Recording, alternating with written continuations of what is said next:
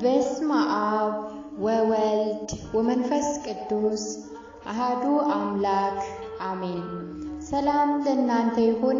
ውድና የተከበራችሁ የክርስቶስ ቤተሰቦች እንደምን ሰነበታችሁ?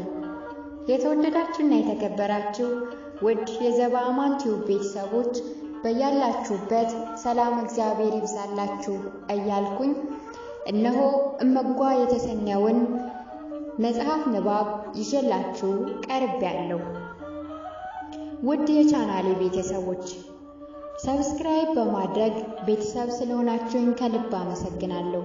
እንዲሁም ላይክ፣ ሼር እያደረጋችሁ ስለምታበረታቱኝ ከልብ አድርጌ አመሰግናለሁ። አስተያየታችሁንም በኮሜንት ስለምትገልጹልኝ እጅግ ብርታት ስለሚሆነኝ በጣም አድርጌ አመሰግናለሁ። ቀጣይም ላይክ፣ ሼር፣ ሰብስክራይብ እያደረጋችሁ አስተያየታችሁን በኮሜንት እንደምታስቀምጡልኝ ባለሙሉ ተስፋ ነኝ። እነሆ እመጓ ምዕራፍ 7። በባለፈው መርሃ ግብራችን በምዕራፍ 6 ባለታሪኩ ወንድማችን ወደ ፈለገ ብርሃን ናዳ ማርያም ጉዞውን እያደረገ ያለ የመኪና ማቆሚያ የቀበሌ ገበሬ ማህበር ጽሕፈት ቤት ወይም ትምህርት ቤት አላገኘም ነበርና ከአንድ ገበሬ እርሻ እያረሰ ሲያገኘው ያን ገበሬ የመኪና ማቆሚያ ይኖር ይሆን ብሎ ሲጠይቀው ገበሬውም ደግሞ በእርሻው መሃል እንዳልፍ ፈቃድ ሰጥቶት ነበር። ባለታሪካችንም በእርሻው መሃል መኪናውን አሳልፎ ወደ ፈለገ ብርሃን ናዳ ማርያም ጉዞውን አድርጎ ነበር። እነሆ በጉዞ ላይ ምን ይገጥመዋል፣ ከገዳሙ ሄዶስ ምን ይገጥመዋል የሚለውን በምዕራፍ 7 ምንባባችን አብረን እንመልከት። እመጓ ምዕራፍ 7 እነሆ። መኪናዬን ከአንድ ጥግ አቁሜ ቆላልፌ ወረድኩ። በገዳሙ 2 ሕንፃ አብያተ ክርስቲያናት አሉ። የገዳሙ መጠሪያ የሆነችው ታሪካዊቷ ናዳ ማርያምና በቅርቡ የተሰራው የቅዱስ ላሊበላ ሕንፃ ቤተ ክርስቲያን የማህበረ መነኮሳቱ መኖሪያና የእንግዳ ማረፊያ ከቅዱስ ላሊበላ ቤተ ክርስቲያን አካባቢ ስለሆነ ወደዛው አመራው። ወደ ቤተ ክርስቲያኑ ደጀ ሰላም ጠጋ ብዬ ጸሎት ካደረስኩ በኋላ ወደ እንግዳ ማረፊያ ሄድኩ። የእንግዳ ማረፊያው ከአበምኔቱ መኖሪያ አቅራቢያ ሲሆን የአበምኔቱ መኖሪያ ደግሞ ከእንጨት የተሰራ ባለ 1 ድርብ ቤት ነው። ከስሩ ዳስ መሰል ሰቀላ ቤት ሲኖረው የጉባኤ ቤት እንዲሁም የእንግዳ መቀበያ ሆኖ ያገለግላል። በአንድ ዲያቆን አማካኝነት ስሜን ተናግሬ ከዳሱ ውስጥ አንድ ጥግ ይዤ ቁጭ አልኩ። ወዲያው አባ መርሃ ጽድቅ የሥራ ልብስ ለብሰው መጡ። ፈርጠም ያለው አካላቸው፣ ቆፍጣናው ቁመናቸውና አለባበሳቸው ሁዳድ ሲያርስ የዋለ የገጠር የመሬት ባለቤት አስመስሏቸዋል። ገና ሲያዩኝ በአባታዊ ፈገግታ ተቀብለው ሰላምታ ከተለዋወጥን በኋላ ወደ ቤት ይዘውኝ ገቡ። እንደ ገዳሙ የእንግዳ አቀባበል ልማድ ውሃ ቀርቦ ዲያቆኑ እግሬን አጠበኝ። የሚጣፍጥ እራት በነጭ ሽንኩርትና ተልባ ተቀምሞ በተሰራ ሽሮ ወጥ በእንጀራ ከጠላ ጋር ቀረበልኝ። እኔ ራሴን እየበላው አባ ስለ ቤተሰቤ፣ ስለ ስራዬ እንዲሁም ሌሎች የተለመዱ ጥያቄዎችን ሲጠይቁኝ ከቆዩ በኋላ መንገዱ ስላልተጠረገ በጣም አንገላቱህ እንደሚሆን እገምታለሁ። እዚህ ገዳሙ ድረስ መኪና ሲመጣ ያንተ የመጀመሪያው ሳይሆን አይቀርም።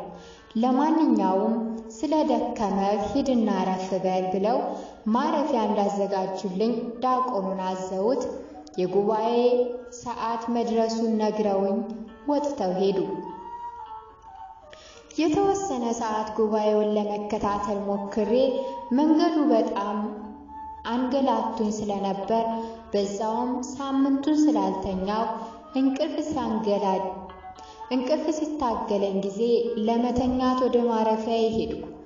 ለራሴ ግን ህመም ስለተባለው ነገር ምናልባት በህልሜ ይገለጽልኝ ይሆን አልኩት። ከቤት ይዤው በመጣሁት የመኝታ ከረጢት ስሊፒንግ ባግ ተጠቅልዬ ተገንዤ ማለት ይቀላል በሳር ተደልድሎ ከላዩ ላይ ቁርበት ከተነጠፈበት መደብ ላይ ጋደም አልኩ። አፍታም ሳልቆይ እንቅልፍ ሲያንዣብብብኝ ታወቀኝ። የት እንደወደኩ ሳላውቀው ጠዋት 12 ሰዓት ተኩል ላይ ነቃው። እንኳን ህልም ቅዠትም የለም። በቃ ሰላማዊ ድብን ያለ እንቅልፍ ነበር የወሰደኝ። ህልም ያለው ብዬ ያሰብኩት ግን ፍርሃቴን አልፎ ከመጣው ከግብዝነቴ የመነጨ በመሆኑ ራሴን ታዘብኩት። የኛ ዮሴፍ ብዬ ተረበጥኩ። በፍጥነት ተነሳሁና ወደ ቤተ ክርስቲያን ሄጄ የጠዋት ጸሎት አደረስኩኝ። እኔ ቤተ ክርስቲያን ስደርስ የኪዳን ጸሎት አልቆ ማህበረ መነኮሳቱ ወደ ሥራ ምድባቸው ተበታትነው ነበር። አባ መርሃ ጽድቅ ከአካባቢው ከመጡ አንድ ወንድና አንዲት ሴት ጋር ባልና ሚስት መሰሉኝ ቆመው ሲነጋገሩ አየኋቸው። ንግግራቸውን እንዳላቋርጣቸው ነገር ግን በአቅራቢያው መኖሩን እንዳውቅ በሚያስችለኝ ቦታ ላይ ራቅ ብዬ ቁጭ አልኩ። አባ ከሰዎቹ ጋር ያላቸውን ውይይት እንደጨረሱ በሙሉ ፈገግታ ታጅበው ወደ እኔ መጡ። እንደምን አደሩ አባ አልኳቸው ተሽቀዳድሜ። ሰላምታዬን መልሰው መስቀል ካሳለሙኝ በኋላ መቼም መኝታው ጎርብጦህ ነው የሚሆን፣ ቁንጫውም እኮ መከራ ነው አሉ። ኧረ የት እንደወደኩ እንኳን ሳላውቅ ነው የነጋ አባ፣ ጥሩ እንቅልፍ ነው የተኛሁት አልኳቸው። ደህና ነው ባይመችም የገዳሙ በረከት ከምንም በላይ ነው አሉና እስኪ በልና ገዳሙን ላሳይህ አሉ። እኔም እንግዲህ በጉብኝቱ ወቅት በምሳሌም በተረትም ወይም በቀጥታ ሊነግሩኝ ይችላሉ ብዬ በንቃት ተከተልኳቸው። ጉብኝታችንን የጀመርነው ከጥንታዊቷ የናዳ ማርያም ሕንፃ ቤተ ክርስቲያን ነው። ናዳ ማርያም መጀመሪያ በ13ኛው ክፍለ ዘመን ወደ ጣና ሐይቅ ዳጋ እስጢፋኖስ በመጡትና ቦታውንም ባቀኑት በአቡነ ሂሩተ አምላክ እንደተተከለች ጽላቱንም ያመጡት ከጣና ቂርቆስ እንደሆነ በኋላም በአፄ ፋሲል ዘመነ መንግስት ርስት ተሰጥቷት ሕግ ተሰርቶላት እንደተገደመች ነገሩ። ከወጥ የጽድ እንጨት የተሰራው ግዙፉና ባለግርማው የቤተ ክርስቲያኑ በር ተከፈተና ጫማዬን ካወለኩ በኋላ ወደ ውስጥ ዘለቅን። የቤተ መቅደሱ ግድግዳ በስዕል ተውቦ ከሚያውደው የዕጣን መዓዛው ጋር የሆነ ስሜትና ሰከን የሚያደርግ ኃይል አለው። የመጀመሪያውና በአፄ ፋሲል ዘመን የተሳለው ስዕል በእሳት አደጋ ወድሞ ስለነበር ይህኛው ስዕል የጥንቱን ይዘት ጠብቆ በ1975 ዓመተ ምህረት ነው እንደገና የተሳለው አሉና የጥንቱ ሊቃውንት ስዕሎች ቤተ መቅደስን ከማስዋብ በዘለለ ትልቅ ማስተማሪያና የታሪክ መዛግብት ሆነው እንዳገለግሉ በማሰብ ሲሳሉ ወጥ የሆነ የቦታ አቀማመጥና ያሳሳል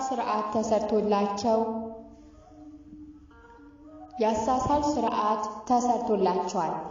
ሁል ጊዜ በስተ ምስራቅ በኩል ባለው የቤተ መቅደሱ ግድግዳ ላይ የሚሳሉት ስዕሎች ጌታ ኢየሱስ ክርስቶስ ያደረጋቸውን ተአምራት የሚያሳዩ ሲሆኑ በስተ ምዕራብ በኩል ደግሞ ጌታችን ኢየሱስ ክርስቶስ ሰው ሆኖ በምድር ላይ ተገልጦ በተመላለሰበት ዘመን የፈጸማቸውን መጽሐፋውያንም ትውፊታውያንንም ታሪኮች ለምሳሌ ከብስራት እስከ ዕርገት ያለውን በስተሰሜን በኩል የቅዱሳንና የሰማዕታትን ተጋድሎ የሚያሳዩ ሲሆኑ በስተደቡብ ደግሞ የድንግል ማርያምን ስደትን የሚያመላክቱ ይሳላሉ አሉና እየዞርኩ በትኩረት እንዳያቸው ጋበዙ።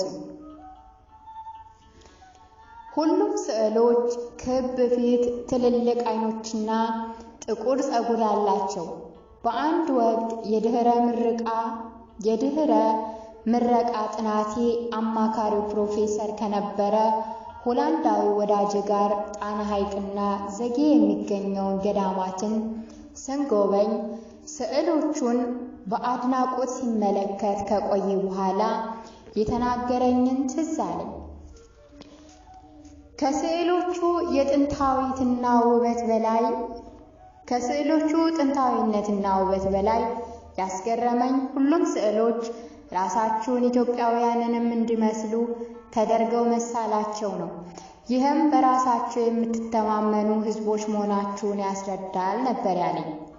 እኔም በውስጠ ወይራ ንግግሬ አዎን ነበርን ብዬ ነበር የመለስኩለት። በሰሜን አቅጣጫ በኩል ስንደርስ አባ መቋሚያቸውን ወደ ላይ ከፍ አድርገው ይህን ስዕል ተመልከተው፣ ግማሽ ፊቱ ከአንድ ዓይኑ ጋር ብቻ ነው የተሳለው። እንደዚህ ሲሆን ባለታሪኮቹ ኃጥአን፣ ከሃዲያን፣ አረማውያን ናቸው ማለት ነው። ምክንያቱም በሰማዕታቱና በቅዱሳኑ ያን ሁሉ መከራ ያደረሱባቸው በተፈጥሮ የተሰጣቸውን በነፃነትና በሙሉነት የማሰቢያ ጭንቅላት ስላልተጠቀሙበትና አስተሳሰባቸውንም ሆነ ድርጊታቸውን ሰብአዊነትን ለቆ ከእንስሳት ከፍቶ አውሬነት የታየበት ስለሆነ በሙሉ ሰውነት አይሳሉም። ከዚህ በተቃራኒው የጌታ የእመቤታችን የቅዱሳንና የሰማዕታት ግን በሙሉ ፊታቸው ከሁለት ዓይኖቻቸው ጋር ራሳቸው አካባቢ የብርሃን ክበብ ኖሮበት ይሳላሉ አሉ። ምክንያቱም ደግነታቸውና በጎነታቸው፣ አዛኝነታቸውና ርኅራኄያቸው ለገዳዮቻቸውም ጭምር ስለሆነና በሚገደሉበት ሰዓት እንኳ በገዳዮቻቸው ላይ ቂምም ሆነ በቀል ስለሌላቸው አምላካቸውንም ስለሚመስሉት ሙሉነታቸውን አድሎም የሌለባቸው መሆኑን ቅድስናቸውንና ክብራቸውን ስለመግለጥ ባለሙሉ ገጽ ባለ ክብ ዓይን ሁሉንም እኩል የሚያይ ማለት ነው ሆነው ክብራቸውንና ጸጋቸውን በራሳቸው ላይ ባለው የብርሃን ክበብ ተወክሎ ይሳላሉ ሲሉ እኔ በመገረም እነዚህ ሰዓሊያን ኖረው የእኛን ዘመን ሰው በስዕል አሳዩ ቢባሉ ያለ ዓይን ይስሉን ይሆን የሚል የህሊና ጥያቄ ሲመጣብኝ ፈገግ ካልኩ በኋላ አባ ያዩኝ መሰለኝና ደነገጥኩ። የቤተ ክርስቲያን ስዕሎችን እያየው ያደግኩና የኖርኩ ብሆንም እንደዚህ የራሱ ስርዓትና ፈርጅ ያለው በአግባቡ ሳንጠይቅና ሳናውቅም እንዲሁ ልናገርበት የማንችል መሆኑን ግን አስተውየው አላውቅም ነበር። አባ መርሃ ጽድቅ ከሚናገሯቸው ቃላት መካከል የመጣሁበትን ዓላማ የሚገልጽ ነገር ለመፈለግ ስል በአእምሮዬ ሳውጠነጥን ገለጻቸውን አልፎ በመሳቴ ራሴን ወቀስኩት። መርፌ ፈላጊ ማረሻ ቢያነቅፈው አያየውም የተባለው ተረት በእኔ ላይ ደረሰ አልኩ። አባ አብሮን የነበረውን ዲያቆን ከመቅደሱ ውስጥ አንድ ስዕል እንዳመጣላቸው አዘዙት።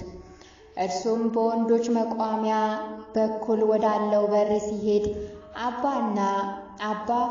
ና በዚህ በቅዳሴና በጸሎት ጊዜ እንጂ እንዳሁኑ ሲሆን ግን በዚህ በምዕራቡ በር መግባትም ይቻላል ሲሉት ዲያቆኑ ጋቢውን አደግድጎ ሲያበቃ 3 ጊዜ ሰግዶ የመቅደሱን የበር ደፍ የታችኛውን ጠርዝ ከተሳለመ በኋላ ወደ ውስጥ ገባ። እኔም የእርሱን ድርጊትና የአባን መመሪያ የከተማውን አገልጋዮች የሚያደርጉት ጋር እያነጻጸር በከተማው እንዲህ ጥንቃቄ ሲደረግ አላየውም። አያስፈልግም ብለው ነው ወይስ ስርዓቱን አያውቁትም አልኩ። ሳስብ ዲያቆኑ 1 ሜትር በ1 ሜትር በሆኑ እንጨቶች የተወጠረ ጥንታዊ ስዕል ይዞ ብቅ አለ። አባም ስዕሉን ተቀብለው ይህች የእመቤታችን ስዕል ከእሳት አደጋ የተረፈች የጥንቱ ስዕል ቅሪት ናት። እንዲታየው የፈለኩበት ምክንያት የዚች ስዕል ዕድሜዋ ከ400 ዓመት በላይ በመሆኑ ነው። አሁን መቅደሱ ላይ የምታየው ስዕል ግን በ30 ዓመት ውስጥ መደብዘዝ ጀምሯል። በተሳለበት ወቅት ደማቅ ነበር አሉ። ቅሬታቸው ከገጻቸው ላይ በግልጽ ይታያል። የስዕሎቹ የውበት ልዩነት ቁልጭ ብሎ ስለሚታይ ለምን ቅር እንዳላቸው ተረዳው። ለመሆኑ የጥንቶቹ ስዕሎች ውበታቸውን እንደያዙ ረጅም ዘመን የመቆየት ምስጢር ምን ይሆን አልኳቸው። የጥንቶቹ ስዕሎች ቀለማቸው የሚዘጋጀው ከእጽዋት ስር፣ ቅጠል፣ ቅርፊት፣ አበባና ፍሬ፣ ከእህል ዘር፣ ከጥቃቅን ነፍሳት፣ ከከሰልና ከጥቀርሻ ሲሆን በየመልካቸው ተቀምመው ረጅም ጊዜ መሬት ውስጥ ተቀብረው እንዲብላሉ ይደረጋል። አጠቃላይ ዝግጅቱም ትዕግስትም ይጠይቃል። የአሁኑ ቀለሙ የፋብሪካ ስለሆነ ችኮላ ይበዛበታል ይመስለኛል አሉና የገዳሙን የመሬት ይዞታ ለማሳየት ወደ ውጭ እየመሩ ይዘውኝ ወጡ። በወቅቱ ስላለ የገዳሙ የመሬት ይዞታ በጎርፍ ተቦርቡሮ ከጥቅም ውጭ የነበረውን ቦረቦር መሬት ከአካባቢው መስተዳደር ተረክበው ልዩ ልዩ የአፈርና ውሃ መጠበቂያ ህዳጎችን ሰርተውና አድነው ያለሙት ደን ፍራፍሬ ምርታቸውንና መንገድ ስላልገባ ገበያ ስለማጣታቸው በቁም ነገር ገለጻ አደረጉልኝ። እውነትም ለዓይን የሚያስጎመጅ የበሰለ የፓፓዬ፣ የአቮካዶ፣ የማንጎና ሌሎች ፍራፍሬዎችም የጉራዛ ቀለብ ሆነው ግማሹን ሜዳ ላይ ፈርጦ ሲታይ በጣም ያሳዝን ነበር። በመቀጠልም የመድኃኒትነት ባህሪ ያላቸውን እጽዋት እያሳዩኝ ለምን በሽታ ፈዋሽነት እንደሚያገለግሉ፣ እንዴት ጥቅም ላይ እንደሚውሉ በግልጽነትና በለጋስነት ያብራሩልኝ ጀመር። የደንና የሥነ ምህዳር ሳይንስ ሙያዬ በመሆኑ በተለይም በኢትዮጵያ ኦርቶዶክስ ተዋሕዶ ቤተክርስቲያን ተጠብቀው በቆዩት እጽዋቶች ላይ ሰፋ ያለ ምርምር ሳደርግ የቆየሁ በመሆኑ የአባ ገለጻ ብዙም አዲስ አልሆነብኝም። ምናልባት ግልጽነታቸው ካልሆነ በስተቀር የሆነ ሆኖ የኔ ዋና ዓላማ በዚህ ጉብኝት ወቅት መታመሜን የሚገልጽ ወይም የሚያመላክት ነገር አለ ወይ የሚለው ነበር። ነገር ግን ምንም ነገር ላገኝ አልቻልኩም።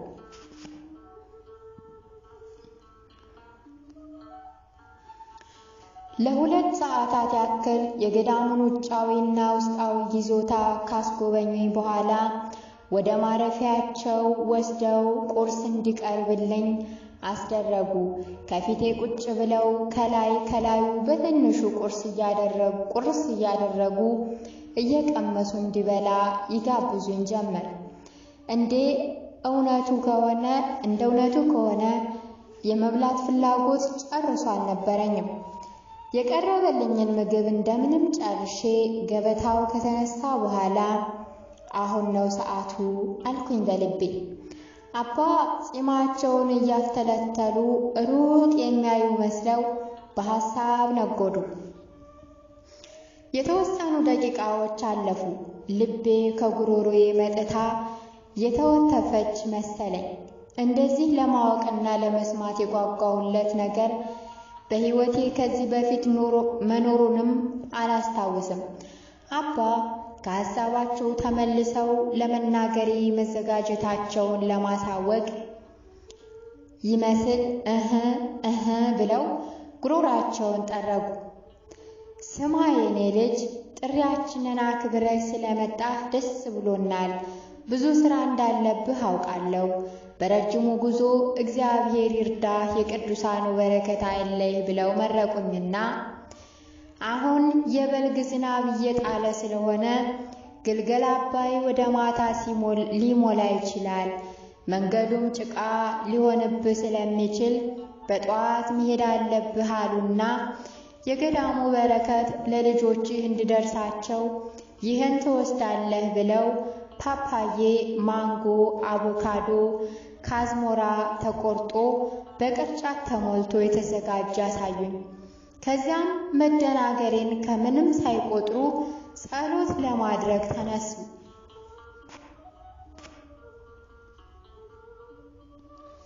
እኔ እኮ አባ ጠፋብኝ የምለው እንደምንም ታግዬ አባታችን ከዚህ የመጣሁት በላኩብኝ መሰረት ሕመሜን ለማወቅና እንዳሉትም መድኃኒትም ካለ እንዲሰጡኝ አልኳቸው።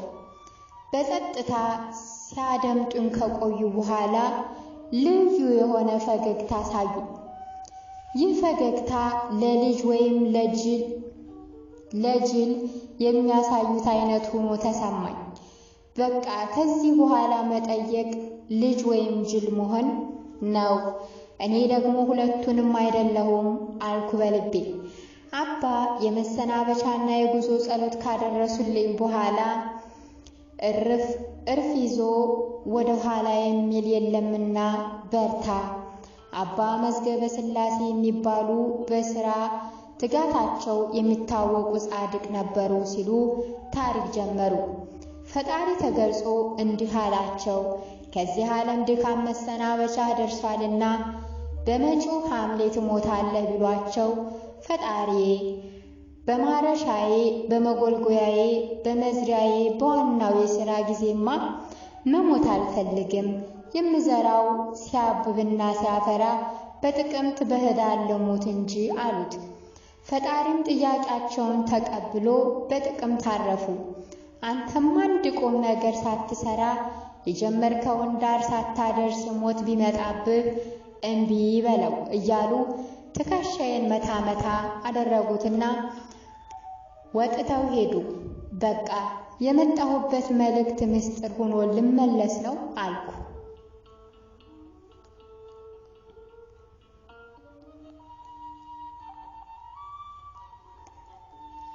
ለበረከት የተሰጠኝን ፍራፍሬ ከመኪናዬ ላይ ጭኜ ሲረዳኝ የቆየውን ዲያቆን አመስግኜና ተሰናብቼ በተስፋ መቁረጥና በመደናገር ስሜት ገዳሙን ለቅቄ ጉዞዬን ጀመርኩ። የገዳሙን ክልል ለቅቄ መውጣት እንደጀመርኩ ትናንት በእርሻው ላይ አቋርጬ እንዳልፍ የፈቀደልኝን ገበሬ በእርሻው ዳር ቆሞ በእጅ የቁም መልእክት ሲያሳየኝ አየሁት። መኪናውን አቁሜ እንደምን አደርክ? የገዳሙ ቆይታዬን ጨርሼ እየተመለስኩ ነው። ያው ላስቸግርህ ነው፣ አቋርጬ ማለፍ አለብኝ አልኩ። አይ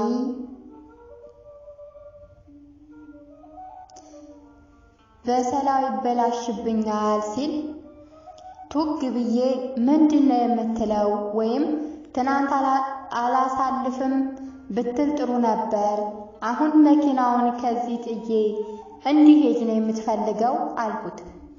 መቼም በአንድ ጊዜ የጋለ ብረት ድስት ላይ የተጣደ ሽሮ ይመስል ራሴን በራሴ ተንተከተኩ። በዚያ በኩል እኮ ማለፊያ አለ አለና ከገዳሙ ወደ ምዕራብ አቅጣጫ ወሽመጥ የሚመስል ያልታረሰ መሬት አሳየኝ። እረ በዚያ በኩል ብታልፍ ምን ችግር አለው አለኝ ደግሞ።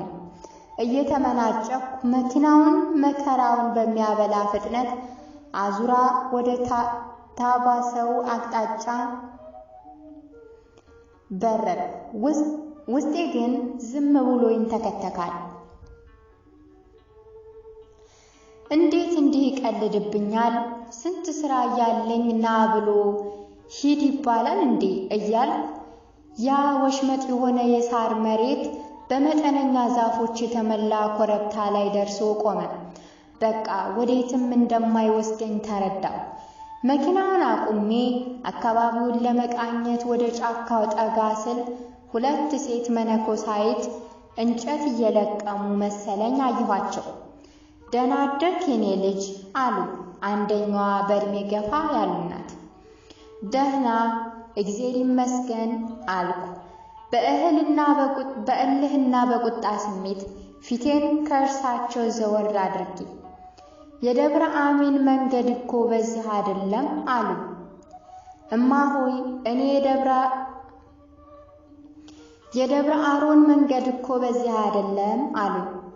እማሆይ እኔ የደብረ አሮንን መንገድ አይደለም የምፈልገው፣ ወደ ዳንግላ ከዚያም ወደ ባህር ዳር የሚያደርሰኝ ነው አልኳቸው። ንግግሬ ከቁጥጥሬ ውጭ በሆነ ሁኔታ ከትህትና የራቀ ሆነ። አይ የኔ ልጅ ባህር ዳርም ደብረ አሮንም መንገዱ ያው አይደል አሉ። ከዛ ሌላኛዋ መነኮሳይት አንገታቸውን ወደ መሬት ሰበር አድርገው ደብረ አሮን መሄድህ አይቀርም ብለው ነው አሉ። ምንድነው የሚያወሩት አልኩ ለራሴ። ለማንኛውም የባህር ዳርም ሆነ የደብረ አሮን መንገዱ በየት በኩል ነው አልኳቸው። ወደ መጣሁበት አቅጣጫ አመላከቱኝ። ቁጣዬ እንደገና ገነፈለ። በዚያ በኩልማ አንድ ገበሬ ትናንት አሳልፎኝ ሲያበቃ ዛሬ ከለከለኝ አልኳቸው። ግድ የለም ተመልሰህ ሂድና ሩቅ መንገደኛ ነው ብለውሃል ቆለኛዋ እማሆይ በለው አሉ። በወጉ ሳልሰናበታቸውና ሳላመሰግናቸው እየተቆናጠርኩ ያንን የፈረደበትን መኪና በአፍጢሙ እየደፋው ወደ አርሶ አደሩ እርሻ አቅጣጫ ሄድኩ። ስደርስ ከነበረበት ቦታ ቆሞ አገኘሁት። አንገቴን አውጥቼ አሳልፈው ተብለሃል አልኩኝ። ትዕቢት ነገር ያለብኝ መሰለኝ። ምን? እንዴት? አለኝ ነቃ ኮስተር ብሎ። አሳልፈው ብለውሃል እዚያ አካባቢ ያሉ መነኮሳይት አልኩት። አይ ጌታው እርጋታ ይጎድልሃል። ይችን ቁራጭ እርሻ መሬት ለማለፍ የሚያስፈልግህ ትዕግስት በእጅህ ነው አለኝ። በጣም ስሜታዊ እንደሆንኩ ተሰማኝና ሀፍረት ያዘኝ። ስለሆነም ከመኪናው መሪ ላይ ራሴን ደፍቼ እንደ ጨዋ ሰው የመጣሁት ገዳም ነው፣ በቃ መጣው ተመለስኩ፣ ምን አጣው ብዬ ራሴን አረጋጋሁና መነኮሳቱ የነገሩኝን ነገር ቁም ነገር አለው መሆኑን ለማስተዋል ቻልኩ። ስለዚህ በቃ በቃል ለገበሬው መንገር እንደሚገባኝ ተረዳሁ። ቃል በቃል ለገበሬው መናገር እንደሚገባኝ ተረዳሁ። ይቅርታ የኔ ወንድም፣ ሩቅ መንገደኛ ነው አሳልፈው ነው ያሉ አልኩት። ማን ናቸው አለኝ። ቀጥሎ ያለው ብዥ አለብኝ። በረኸኛዋ እማሆይ ያሉኝ መሰለኝ አልኩት። ትንሽ ፈገግ ብሎ በረኸኛዋ እማሆይ አይደሉም ቆለኛዋ እማሆይ ነው አለኝ። አዎን እንደዛ ነው አልኩት እንደማፈር ብዬ። ብዙ ነገር ለማወቅ ትሞክራለህ፣ የማለፊያህን ትንሽ ነገር ግን ማስታወስ ካቃተ ጉዞ ሳይከብድብህ አይቀርም። ነገር ሁሉ ግርድፍ አይሁን በልና አለፍ አለኝ። የገበሬው አነጋገር ከበድ ማለት ብቻ ሳይሆን ግርም አለኝ። አደብ ገዛሁና በትህትና አመስግኜ የእርሻ መሬቱን አቋርጬ ከመንገድ ስገባ የሆነ ቅንብር የሚመስል ነገር እንዳለ ተሰማኝ። ደብረ አሮንን ምን አመጣው? ሩቅ መንገድንስ ቆለኛዋማ ሆይ የሚለውስ? ሂድ በለው የሐሳብ ማዕበል መጣ። ለመሆኑ ምንድነው እያደረግኩ ያለሁት? መድኃኒት ፍለጋ ወይስ በሽታ ፍለጋ? ታምም ያለው ወይስ አልታመንኩም? ለምን ከዚህ የአእምሮ ጨዋታ ውስጥ ገባው? ደብረ አሮን ሩቅ መንገድ ቆለኛዋማ ሆይ ቼ በለው የሐሳብ ፈረሴን ከመኪናዬ በበለጠ ፍጥነት እጋልበው ጀመር። እንደገና ሌላ የሐሳብ ባህር ውስጥ ዘፍቄ በማዕበሉ እየተገፋው እነርሱን እየራቀው ነጎዱ። እነሆ እመጓ ምዕራፍ 7 ይህንን ይመስል ነበር። በቀጣዩ መርሃ ግብራችን እመጓ ምዕራፍ 8 የሚለውን እንቀጥላለን። በድጋሚ ውድና የተከበራችሁ የዘባ አማንቲው ቤተሰቦች ሰብስክራይብ እያደረጋችሁ ቤተሰብ ትሆኑ ዘንድ በትህትና ጠይቃለሁ። ላይክ፣ ሼር እያደረጋችሁ አበረታቱኝ እላለሁ። ሐሳብ አስተያየታችሁን በኮሜንት ላይ አስቀምጡልኝ። አሜን። ወስብሐት ለእግዚአብሔር ወለወላዲቱ ድንግል ወለመስቀሉ ክብር ለዓለመ ዓለም አሜን። ይቆየን።